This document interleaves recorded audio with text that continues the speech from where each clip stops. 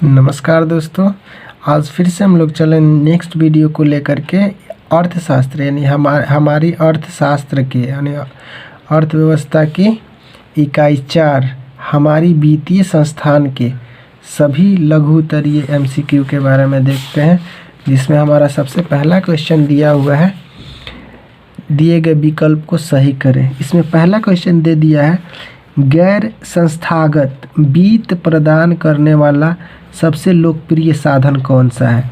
Option दिया है देसी बैंकर, महाजन, व्यापारी या सहकारी। 1 नंबर क्वेश्चन का सही जवाब हमारा हो जाएगा महाजन, यानी इस क्वेश्चन का ख ऑप्शन सही हो जाएगा। नेक्स्ट क्वेश्चन दिया है, इनमें से कौन संस्थागत वित्त का साधन है। सेठ, साहूकार या रिश्तेदार या व्यावसायिक बैंक या फिर महाजन, यानी संस्थागत वित्त के लिए कौन है, हमारा व्यावसायिक बैंक है। व्यावसायिक बैंक द्वारा हम लोग क्या करते हैं, सब कुछ मतलब वित्त उद्योग वगैरह ले लेते हैं आसानी से ऋण पे। भारत के केंद्रीय बैंक कौन सा है। रिजर्व बैंक ऑफ इंडिया, क्षेत्रीय bank of India, state bank of India, Punjab national bank of India. तो 3 नंबर क्वेश्चन का आंसर हो जाएगा हमारा आरबीआई यानी reserve bank of India. 4 number question कह रहा है, राज्य में कार्यरत केंद्रीय सहकारी बैंकों की संख्या कितनी है। ऑप्शन दिया 50, 75, 35 या फिर 50। 4 नंबर क्वेश्चन का आंसर हमारा हो जाएगा 25, ऑप्शन नंबर घ। 4 का ऑप्शन नंबर घ सही जवाब हो जाएगा, यानी 25 केंद्रीय सहकारी बैंक की संख्या है। नेक्स्ट क्वेश्चन है क्वेश्चन नंबर 5, दीर्घकालीन ऋण प्रदान करने वाली संस्था कौन सा। कृषक महाजन या भूमि विकास बैंक या प्राथमिक कृषि साख समिति या फिर इनमें से कोई नहीं। 5 नंबर क्वेश्चन का आंसर हमारा हो जाएगा ऑप्शन नंबर ख, यानी भूमि विकास बैंक। नेक्स्ट क्वेश्चन है क्वेश्चन नंबर 6, भारत की वित्तीय राजधानी यानी फाइनेंशियल कैपिटल किस शहर को कहा जाता है। मुंबई, दिल्ली, पटना, बेंगलुरु। 6 नंबर क्वेश्चन का सही जवाब हमारा हो जाएगा ऑप्शन नंबर क, यानी वित्तीय राजधानी के रूप में मुंबई को जाना जाता है। 6 नंबर का क आंसर हो जाएगा। अगला क्वेश्चन है, सहकारिता प्रांतीय सरकारों का हस्ताक्षरित विषय कब बनी। 1929 में या 1919 में या 1918 में या 1914 ईस्वी में। तो 7 नंबर का सही जवाब हमारा हो जाएगा 1919 ईस्वी में, यानी ख ऑप्शन इसका सही जवाब हो जाएगा। नेक्स्ट क्वेश्चन दिया हुआ है, देश में अभी कार्यरत क्षेत्रीय ग्रामीण बैंक की संख्या कितनी है। 190, 192 या 199 या 196। 8 नंबर क्वेश्चन का सही जवाब हो जाएगा हमारा 196।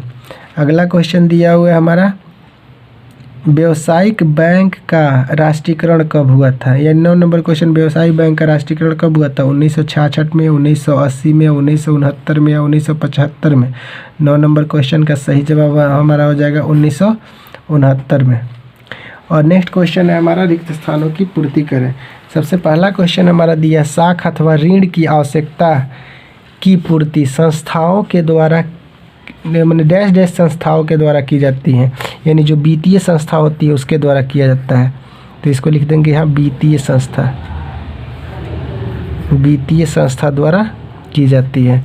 तो हो जाएगा हमारा इसका सही जवाब वित्तीय संस्थाओं द्वारा की जाती है। नेक्स्ट क्वेश्चन दिया है, ग्रामीण क्षेत्र में साहूकार द्वारा प्राप्त ऋण का प्रतिशत कितना होता है। तो वो होता है 30% यानी 30%। तो इसका सही जवाब हमारा हो जाएगा 30%। नेक्स्ट क्वेश्चन देखते हैं हम लोग। नेक्स्ट क्वेश्चन हमारा है क्वेश्चन नंबर 3, प्राथमिक कृषि साख समिति कृषकों को डैश डैश ऋण प्रदान करती है, यानी 3 नंबर क्वेश्चन का क्या आंसर हो जाएगा, अल्पकालीन ऋण प्रदान करती है। तो यहाँ पे अल्पकालीन लिख देंगे, अल्पकालीन ऋण प्रदान करती है, अल्पकालीन ऋण प्रदान करती है। अगला क्वेश्चन है, भारतीय रिजर्व बैंक की स्थापना डैश डैश ईस्वी में हुई थी। तो 1935 ईस्वी में हुई थी, यानी 1935 ईस्वी कर लेंगे इसका सही जवाब।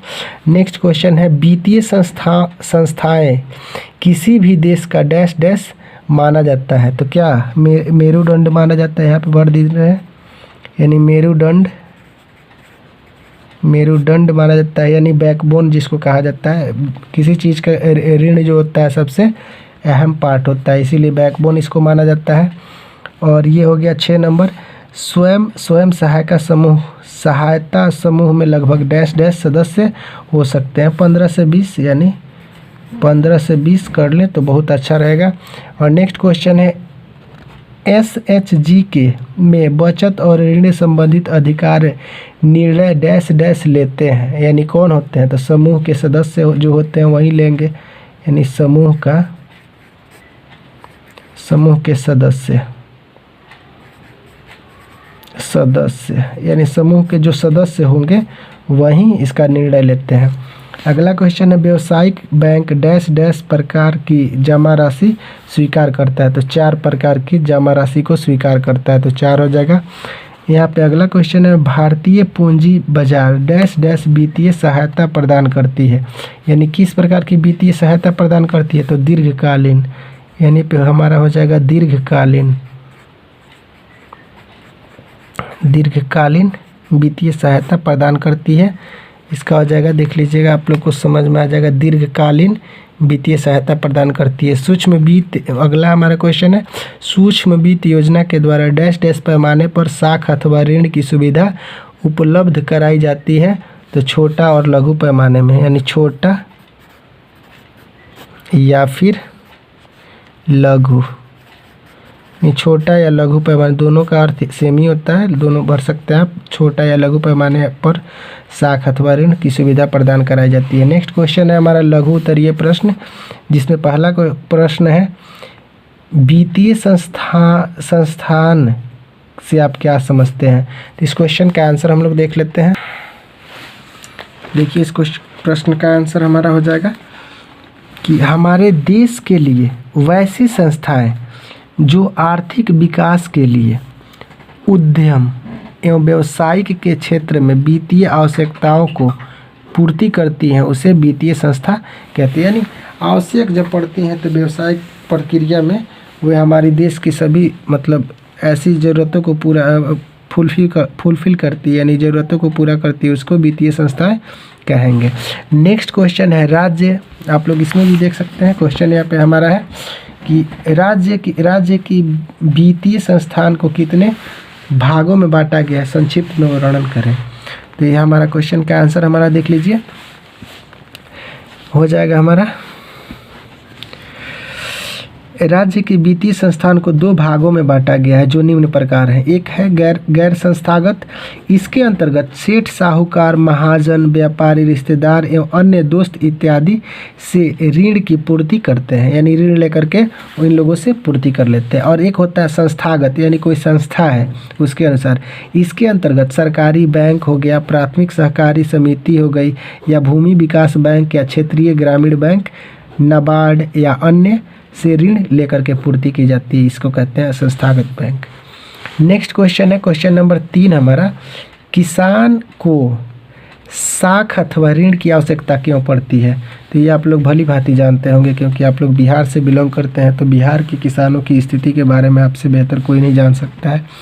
हम जानते हैं कि हमारे के अधिकांश किसान छोटे या सीमित किसान की श्रेणी में आते हैं, जिसके पास आय की कमी होती हैं तथा वे अपना बचत नहीं के बराबर कर पाते हैं, जिसके कारण वे कृषि और उससे संबंधित कार्य नहीं कर पाते हैं, तथा किसान को कृषि के लिए खाद बीज सिंचाई इत्यादि के लिए ऋण की आवश्यकता होती है। यानी इन्हीं अपने छोटी सी किसान की छोटे बड़े किसान जो है वे अपनी खाद बीज जैसी समस्याओं को लेकर के दूसरों से ऋण लेने पर मजबूर हो जाते हैं, क्योंकि उनके पास उतनी आय तो होती नहीं है जिससे वह अपना छोटी सी खेती के टुकड़े को सही तरीके से कर सकें। अगला क्वेश्चन है व्यावसायिक बैंक कितने प्रकार की जमा राशि को स्वीकार करता है? यानी व्यावसायिक बैंक जो होता है कितने प्रकार के जमा धन को स्वीकार करता है? तो देखिए, व्यावसायिक बैंक 4 प्रकार के जमा राशि को स्वीकार करता है। सबसे पहला हमारा अस्थाई जमा। तो अस्थाई जमा किसे कहते हैं? अस्थाई जमा खाते में रुपए एक निश्चित अवधि जैसे 1 साल या इससे अधिक समय के लिए जमा किया जाता है तथा निश्चित समय के अंदर यह राशि नहीं निकाली जा सकती। जब तक वह समय पूरा नहीं होगा तब तक आप उस राशि को नहीं निकाल सकते हैं। और नेक्स्ट पॉइंट है हमारा चालू जमा। यानी चालू जमा किसे कहते हैं? तो चालू जमा में खाते में रुपए जमा करने वाला अपने इच्छा अनुसार जब चाहे जमा कर सकता है और निकाल सकता है। इसमें किसी प्रकार का प्रतिबंध नहीं रहता है। इसे मांग जमा भी कहते हैं। यानी चालू जमा जो होता है, जैसे हम लोग जनरली खाता खुलवाते हैं तो हम लोग का जो खाता होता है चालू बचत होता है, यानी चालू खाता होता है, जिसकी वजह से हम लोग जब चाहे जितना चाहे पैसा निकाल सकते हैं और जब चाहे उसमें पैसा डाल सकते हैं। और अगला पॉइंट है हमारा पॉइंट नंबर 3 नहीं, और इसी में कुछ बाकी भी है। यह जमा व्यापारी और बड़ी बड़ी संस्थाओं के लिए सुविधाजनक भी होता है। और नेक्स्ट पॉइंट है हमारा संचयी जमा। इस प्रकार का जमा जो होता है, यानी इस प्रकार के खाते में रुपए जमा करने वाला जब चाहे रुपया जमा कर सकता है, परंतु निकालने का अधिकार सीमित होता है। वह जमा राशि एक निश्चित रकम से अधिक नहीं हो सकता। इसमें चेक की सुविधा भी प्रदान की जाती है। यानी ये भी उसी प्रकार की, इसमें जब चाहे जिसका जो खाता है रुपया जमा कर सकता है, लेकिन निकालने का जो निकासी होती है बहुत ही सीमित होती है। और लास्ट हमारा पॉइंट है चौथा, आवर्ती जमा। इस प्रकार के खाते में व्यावसायिक बैंक अपने ग्राहकों से एक निश्चित रकम जमा के रूप में प्रति माह एक निश्चित अवधि जैसे 60 या 70 माह के लिए ग्रहण करती है और इसके बाद एक निश्चित रकम देती है। यानी यह जो होता है आवर्ती जमा, इसमें मतलब फिक्स कर दिया जाता है कि आप हमें किस्त करके इतने रुपए इतने माह के लिए दो और हम उसके बदले में तुम्हें कुछ रकम देंगे। तो इस प्रकार की जमा को क्या कहते हैं? आवर्ती जमा। नेक्स्ट क्वेश्चन है हमारा सहकारिता से आप क्या समझते हैं? यानी सहकारिता का शाब्दिक अर्थ एक साथ मिलजुल करके कार्य करना है। यानी सह माने साथ, कारिता माने कार्य। यानी सहकारिता 2 या 2 से अधिक व्यक्तियों का स्वैच्छिक संगठन होता है जिसमें 2 लोग एक समान आर्थिक उद्देश्य के प्राप्ति के लिए मिलजुल कर कार्य कर सकते हैं। चलिए, आप लोग को उम्मीद करता हूँ कि समझ में आ रहा होगा। आप लोग मेरे चैनल से नहीं जुड़े हैं तो सब्सक्राइब कर लीजिएगा। नेक्स्ट क्वेश्चन है हमारा क्वेश्चन नंबर 6, स्वयं सहायता समूह से आप क्या समझते हैं?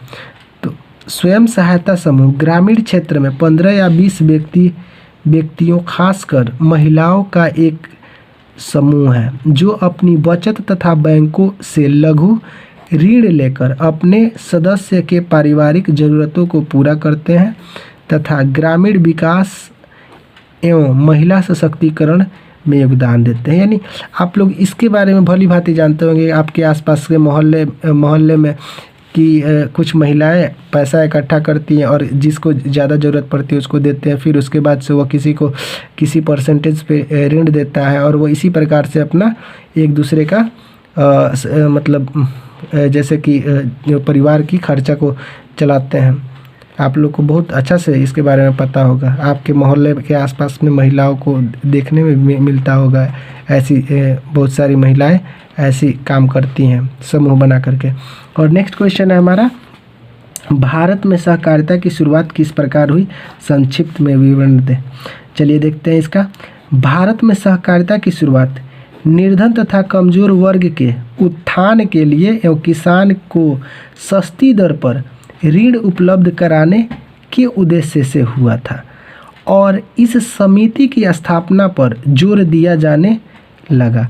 यानी ये केवल कहा जाए तो गरीब और मजदूर किसानों के लिए यह समिति की स्थापना किया गया था जिससे उन लोगों का उत्थान हो सके। सर्वप्रथम 1904 ईस्वी में, यानी 1904 ईस्वी में सहकारिता साख समिति विधान पारित हुआ था। यानी 1904 में सहकारिता साख समिति का स्थापना किया गया था। इस समिति में गांव के किसी जगह में कोई भी 10 व्यक्ति मिलकर सहकारी साख समिति का स्थापना कर सकते थे। इसके अंतर्गत स्थापित होने वाले समिति की कार्य में सुधार लाने तथा इसके क्षेत्र में विस्तार करने के लिए 1912 ईस्वी में एक और अधिनियम बनाया गया। इस अधिनियम में ऋण के अलावा अन्य उद्देश्य के प्राप्ति के लिए सहकारी समितियों को स्थापित कर तथा प्राथमिक समितियों का देखभाल करने के लिए केंद्रीय संगठन की स्थापना की गई। यानी केंद्रीय संगठन की स्थापना की गई ताकि इन समितियों को, यानी जो सहकारी समिति है, उनकी देखभाल की जा सके। इस प्रकार भारत में सहकारिता की शुरुआत की गई। यानी इन्हीं दुविधाओं और सुविधाओं से भारत में सहकारिता की शुरुआत की गई। और इसी के साथ हम लोग आज का नेक्स्ट क्वेश्चन देखते हैं। नेक्स्ट क्वेश्चन है हमारा लास्ट क्वेश्चन है जो सूक्ष्म वित्त योजना को परिभाषित करें। यानी इस क्वेश्चन का आंसर हमारा है सूक्ष्म वित्त योजना को परिभाषित करें। वैसी वित्तीय संस्थाएं जो गरीब और ज़रूरतमंद लोगों को स्वयं सेवी संस्था के माध्यम से छोटा पैमाने पर एवं कम ब्याज दर पर ऋण प्रदान करता है, उसे सूक्ष्म वित्तीय संस्था कहते हैं। यानी जो उस लायक के लोग नहीं हैं, यानी जो कमज़ोर वर्ग के लोग हैं, उनको यह ऋण प्रदान कराने, यानी कम ब्याज दर पर मुद्रा प्रदान कराने की काम करती है वित्तीय संस्था, सूक्ष्म वित्तीय संस्था। इसमें तो ज़्यादा रकम भी नहीं होती है, बहुत कम रकम दे करके उनका मतलब हेल्प किया जाता है। और सूक्ष्म वित्तीय योजना के द्वारा गांव, कस्बा और ज़िला में गरीब लोगों को अथवा ऋण की सुविधा प्रदान कराई जाती है। यानी गरीब जो लोग होते हैं उनको छोटी छोटी रकम दे करके उनकी जो भी ज़रूरतें होती हैं उसको पूरा कराया जाता है। चलिए इस क्वेश्चन के साथ आज का ये वीडियो समाप्त करते हैं और मिलते हैं नेक्स्ट वीडियो में। तब तक के लिए थैंक यू सो मच।